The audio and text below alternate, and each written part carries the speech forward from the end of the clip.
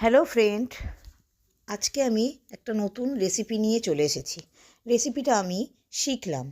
তো আজকে chicken stroganoff করব। তো প্রথমে একটা ফ্রাইং প্যান বসিয়ে তার মধ্যে একটু বাটার আর রিফাইন্ড অয়েল দিয়ে দিলাম। দেওয়ার পর আমি দেখো ময়দা আর গোলমরিচ আর নুন দিয়ে চিকেন ব্রেস্ট সরু সরু করে কেটে আমি মেখে রেখেছিলাম। তারপরেই দেখো ওই মাখন আর অয়েলের মধ্যে দিয়ে ভালো করে ভেজে মোটামুটি 90% এখানেই কুকটা হয়ে যায়। ভেজে আমি তুলে রাখলাম। আবার একটু বাটার আর রিফাইন্ড অয়েল দিলাম, দিয়ে তার মধ্যে পেঁয়াজ আর একটু নুন দিয়ে ভালো করে ভেজে নিলাম। পেঁয়াজটাকে ভাজার ওপর আমি দিয়ে দিলাম মাশরুমটাকেও আমি পেঁয়াজের সঙ্গে ভালো করে নেড়ে চেড়ে ফ্রাই করে নিলাম। তারপরেই দেখো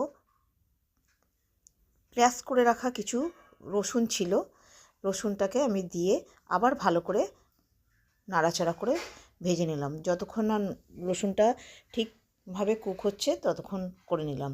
তার উপরেই দেখো পাসলে পাতা অথবা ধনে পাতা যেটা হোক, যা তোমাদের কাছে থাকবে সেটাই দিতে পারো।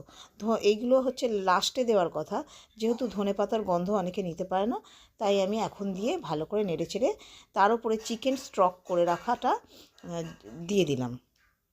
তারপরে গোলমরিচ গুঁড়ো, চিনি আর নুন সব দিয়ে দিলাম।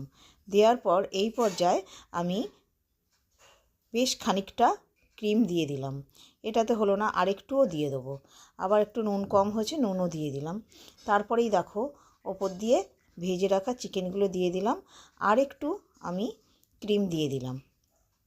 ক্রিমটা দিতে টেস্টটা অসাধারণ হয়। তোমরাও এইভাবে বানাও, খাও, দেখো দুর্দান্ত স্বাদের রেসিপি। আর আমি এইটা করলাম, এর সঙ্গে রুটি, নান, রাইস যা দিয়ে খাবে তাই ভালো লাগবে। তো কেমন লাগলো তোমাদের কাছে তোমরা একটু কমেন্ট করে জানাতে ভুলো না। দেখো, গুড নাইট।